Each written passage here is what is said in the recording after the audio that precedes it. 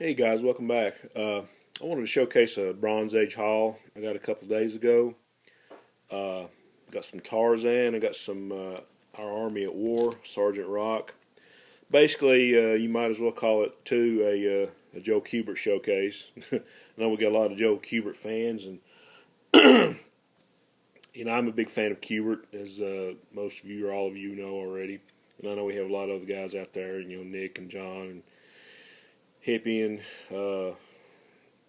you know Hans and Damien, just a bunch of other guys. If I'm leaving somebody out, I'm sorry. You can nail me for it later. Uh, but anyway, I just think it's kind of interesting. I was kind of thinking about Joe Kubert, and I thought, well, in a lot of ways, he was to DC what Jack Kirby was to Marvel back in Marvel's heyday, because once Joe Kubert started on the war titles, and then later on like Tarzan, a lot of the other stuff that he was doing covers for, I mean, he was like a writer, cover artist, editor, inker, penciler. I mean, he was like a one-man band, and I just think it's kind of interesting that he wore a lot of hats while he worked for DC, and just like I say, just a big admirer of his artwork and of his writing. Of course, the Tarzan books. I'm a big fan of the Gold Key stuff, and I'm pretty fond of the stuff Marvel did later on when Buscema was doing the art for Tarzan at Marvel. But to me, this is my Tarzan. This is the first one I saw, and like I said, I got all these in a bunch, and all these 20 centers I know I already have, but you can never have too many duplicates of these. But a lot of the other issues I didn't have in a later run. Here we have 228, Trial by Blood.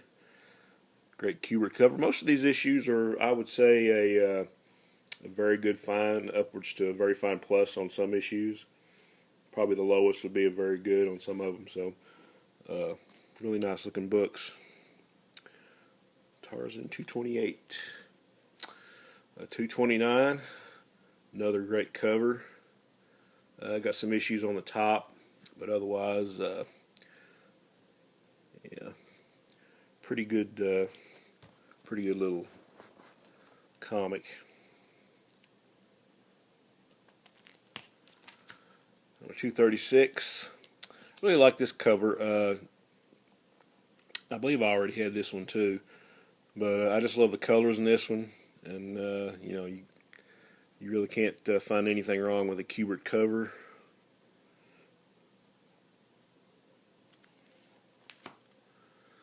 Okay, getting into the 25-cent cover price. This Tarzan 240. I think up until the very end, I think Kubert was doing most of the covers. It kind of changed probably the last 8 or 10 issues. But around this time, probably after issue 235 or so, I think Kubert was like doing the layouts, and then people like the Redondo studio were doing the finishes on them. And but it still looked great. So here we got a 240.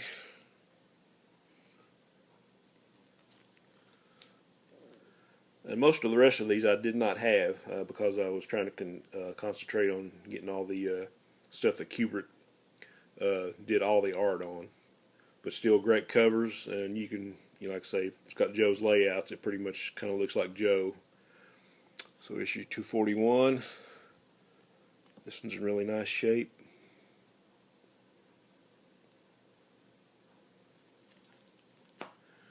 $242.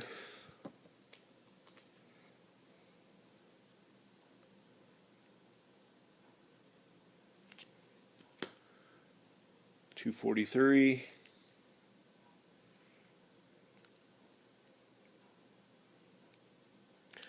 I think other than the Redondo studio, I think a couple of Filipino artists who are, I guess, were part of Redondo studio. I think Frank Reyes and Rudy Flores, or Flores, or however you pronounce that, were doing the finishes over Joe's layouts. Excuse me. But still really nice books.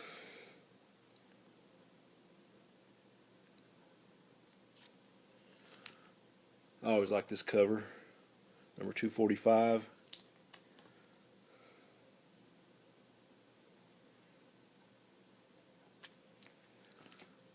246.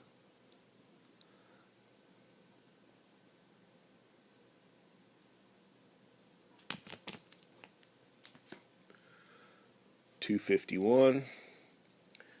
And this is part of the DC Comics Salutes the Bicentennial.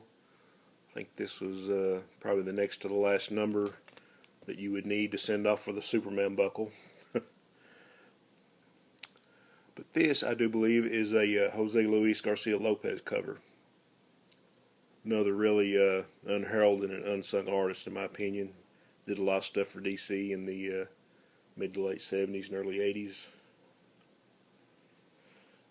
And I think towards probably maybe in the middle of this run or the end of this run, I think Garcia Lopez did a lot of the art. I think the last few issues I don't think Kubert had any involvement in. But here's number 252. This is another Garcia Lopez cover. Nothing to sneeze at, in my opinion. Going back to a Kubert cover with 253.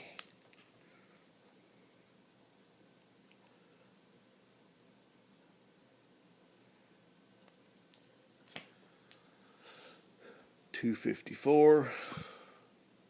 More Garcia Lopez.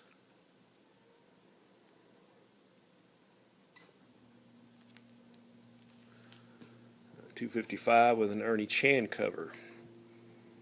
Big fan of the Ernie Chan covers, or Chua, whatever you want to designate.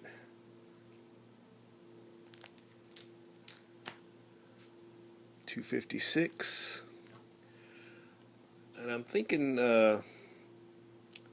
maybe this cover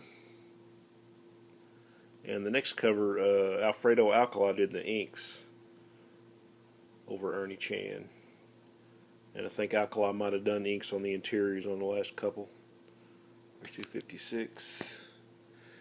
And this is the last DC issue, number 258. You can tell this is Alfredo Alcala on the inks. Still some really nice stuff.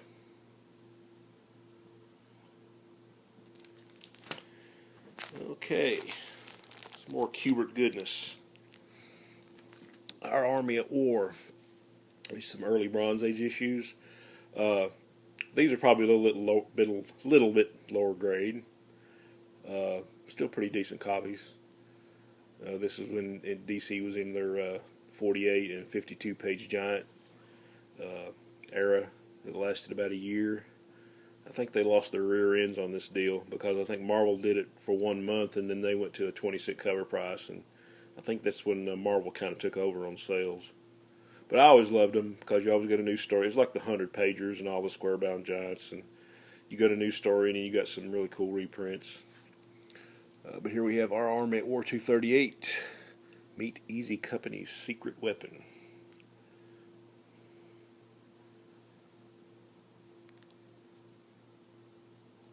Cool cover. And I think a lot of the interiors on these around this time were done by Russ Heath. Joe Kubert might have done a few. I think mainly around this time he was just doing covers and doing the editing on the books. Another 48-page giant, number 239. Great cover. This one's got some dings on the corner, but you know, I'll take it. This is one of my favorites that I did not have. Our Army at War 243, 52-page giant. How would you feel to get 52 pages for a quarter a day? I would be ecstatic. I would start reading new comics again. But this is a really great cover. War of the Toy Soldiers. And this one is in really nice shape too.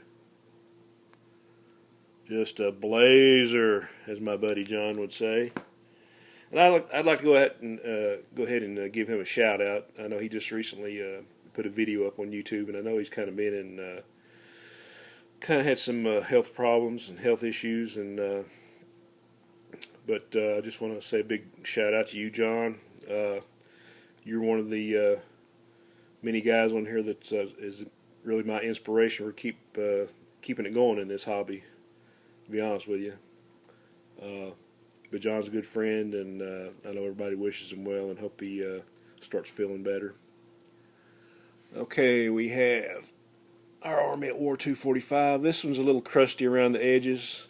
Still a great cover, though. You got some issues there. And up top, a little off center, and some issues in the corner, but still really nice books. Okay, we're getting into the some of the 20-cent covers. Here's number 249. Another Kubert blazer.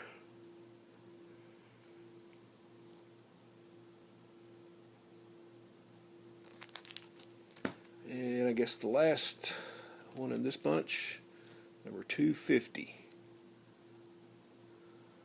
Got a few issues on the corners. Nothing really bad. Overall, pretty nice book. I think I was like a lot of people when I was a kid. Kubert wasn't one of my favorite artists, but I first noticed him on a Tarzan Treasury. It was like my first exposure to Kubert's art. And after that, I started getting into the war stuff, and I think he did a lot of other covers too. And the more that I looked at it, the more I loved it. Sort of like Kirby. Wasn't in love with Kirby stuff either.